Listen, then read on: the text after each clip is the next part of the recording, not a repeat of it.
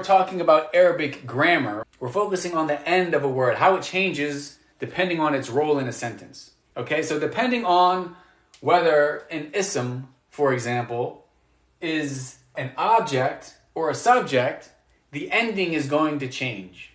This is very important to understand. In English, you just look at the order, right? The boy ate the bread. We know that the boy is the subject because he came first. And we know that the bread is the object because it came last. Arabic is much more eloquent than that. In Arabic, you're not limited to that order. However, there are indicators regarding how the word will end that will let you know which is the subject and which is the object. And we need to understand that if we're going to be able to understand Arabic. Let's use this as an example, okay? Kasara al-talib al-qalam. Kasara means it's the masculine form of broke. Kasara is a fi'l. It has a complete meaning and a relation to time. Al-talib means, very good, the student. It's an ism. It has a complete meaning, but it does not have a relation to time. Al-qalam means the pen. It's also an ism. It has a complete meaning and no relation to time. Now, before we can really understand this sentence properly, we need to start adding the ending on these two isms. Depending on how these two isms end, it's going to change the meaning of the sentence. The rule that we're learning here is that the object of a transitive fi'l is going to end with a fatha. Okay? The object of a transitive fi'l is going to end with a fatha. So if I want to say, the student broke the pen, I want the pen to be the object. How should al-qalam end? Which haraka should it take?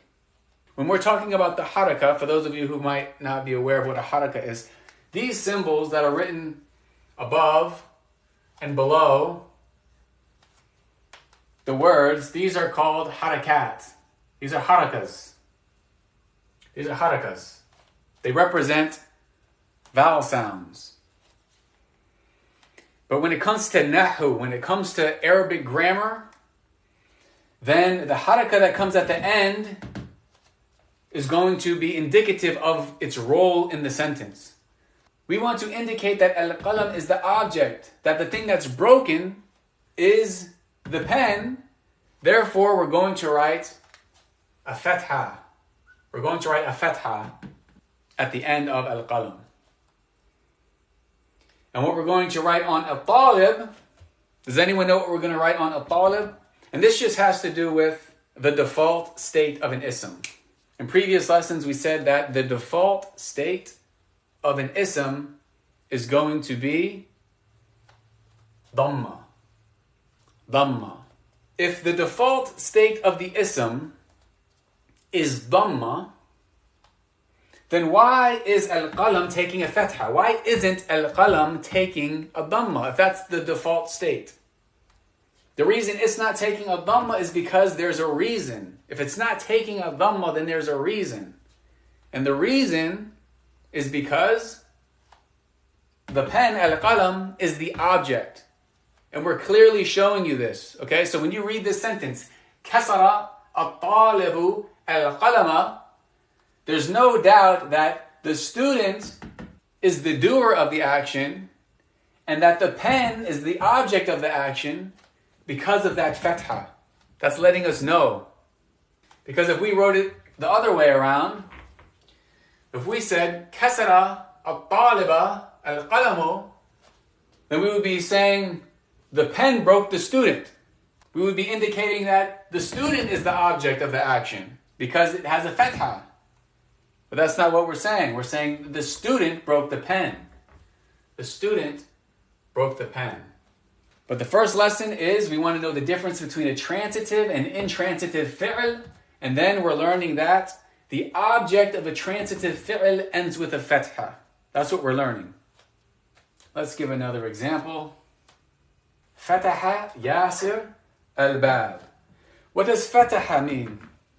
It's the masculine form of opened. He opened. What type of word is فتح? Is it a fi'l, ism, or harf? فتح is a fi'l. It has a complete meaning and a relation to time. It's like a verb. Okay? Yasir. Yasir is a name. Yasir is a name. It's a male name. Okay? So Yasir is an ism. It has a complete meaning but no relation to time. Yasir, it's a name. What does al-bab mean?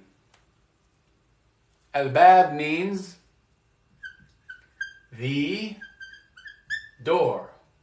The door. It's also an ism. It has a complete meaning and no relation to time. All right? So, فتح Yasir al-bab. We want to say that Yasir opened the door. What haraka are we going to put at the end of al-bab to indicate that it is the object of the transitive fi'l? Remember, a transitive fi'l, it has both a subject and an object. Okay, so this is the transitive fi'l.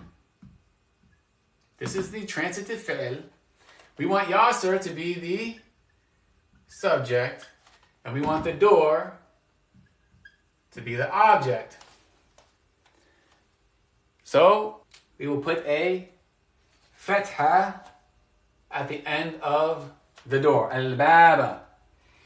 Now, Yasir is going to take dhamma, and we learned in a previous lesson that a male name in Arabic is going to take tanween. So it's going to take 2 dhammas. Okay? So, fataha Yasirun al-baba.